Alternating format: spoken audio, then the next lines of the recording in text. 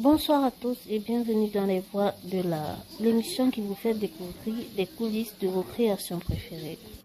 Ce soir, nous avons l'honneur d'accueillir une invitée dont le projet a fait parler d'elle tout au long de l'année.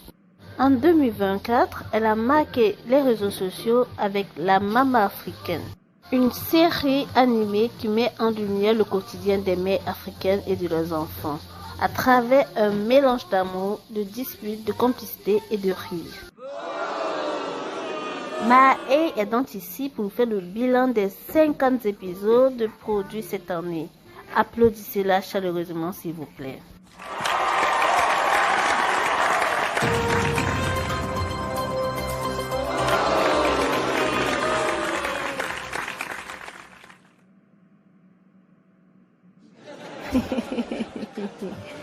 Bonjour Maë et bienvenue sur notre plateau. Merci beaucoup la Gokame, c'est un plaisir d'être ici pour faire le point sur cette aventure incroyable. Le plaisir nous revient. Sacré Maë, comme le disent souvent vos enfants dans certains épisodes. C'est quand je les dépasse qu'ils disent Sacré Maë. Effectivement, et c'est ce que nous avons constaté lors de nos visionnements. Sinon, vous avez eu une année 2024 riche en émotions et en travail avec la production de La Maman Africaine. En 50 épisodes, vous avez partagé avec nous l'histoire d'une mère et de ses enfants. Pour ceux qui découvrent la série, pouvez-vous nous parler de l'essence de La Maman Africaine? Bien sûr que oui, je suis là pour ça, non, la Gokame.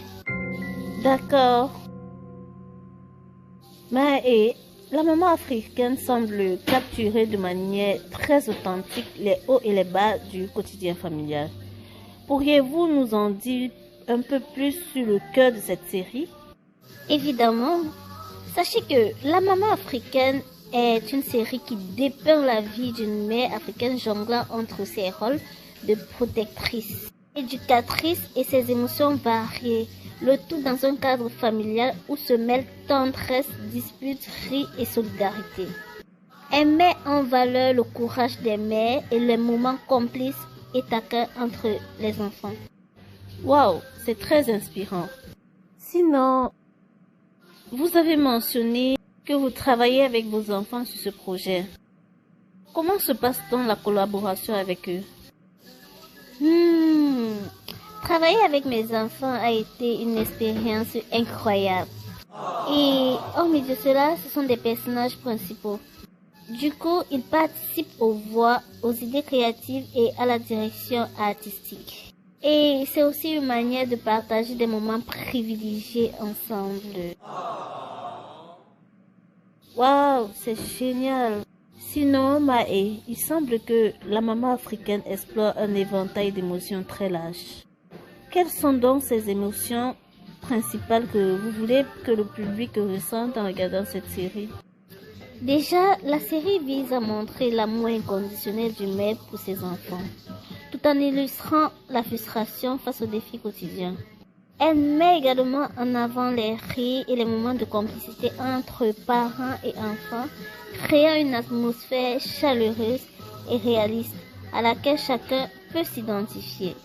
Ah d'accord, super. Aussi, vous parlez souvent de la dynamique familiale dans votre série. Quelles sont alors les valeurs que vous souhaitez transmettre à travers cette représentation de la famille? Comme je disais tantôt, j'aimerais que La Maman Africaine montre à quel point la famille est un pilier fondamental, même dans les moments difficiles. Et cette série de courts-métrages aborde des thèmes tels que le respect, la protection, l'éducation et surtout l'importance de l'amour familial. Dès lors, 2024 touche à sa fin et vous avez produit presque 50 épisodes cette année. C'est un accomplissement impressionnant. Quelles ont été donc les étapes les plus marquantes durant cette année de production? L'un des moments marquants a été de voir les 50 épisodes prendre forme. C'était un travail de longue haleine, mais chaque épisode nous permettait de donner vie à ces personnages et de creuser davantage leur quotidien. J'imagine que ça n'a pas été facile. Même pas la Rokame. Et aussi, un autre moment m'a le plus marqué. Je suis curieuse de l'entendre. Au fait, il s'agit juste de la réception des réactions du public, voire des familles, en particulier celles d'Afrique, qui s'identifient aux situations, aux émotions, à l'humour et aux défis. Ça m'a énormément touchée. J'imagine donc que ça a été la fête dans la famille. C'était un vrai honneur de savoir que notre travail résonne avec autant de gens. Ok Maë, à travers ces 50 épisodes, on perçoit un large éventail de sentiments. Amour, colère, complicité, mais aussi des scènes comiques, disputes entre les enfants. Comment avez-vous équilibré ces émotions pour que chaque épisode soit aussi riche en sentiments? Déjà, la Rokame, l'équilibre s'est fait naturellement, en tenant compte de la vie réelle. Sachez que dans une famille, tout est question d'équilibre. On peut se disputer, ensuite se réconcilier, on peut être en colère et se soutenir juste après. Et c'est ce mélange de sentiments qui reflète le quotidien de beaucoup de familles. Ah d'accord Maë, je vois mieux ce que vous voulez par là dire. Et bientôt aura lieu la fin de ce bel échange. Sinon Maë, que pouvez-vous nous dire sur l'avenir de la maman africaine? Qu'est-ce qui attend les spectateurs pour 2025? La Rokame, en 2025, attendez-vous à encore plus de nouvelles aventures.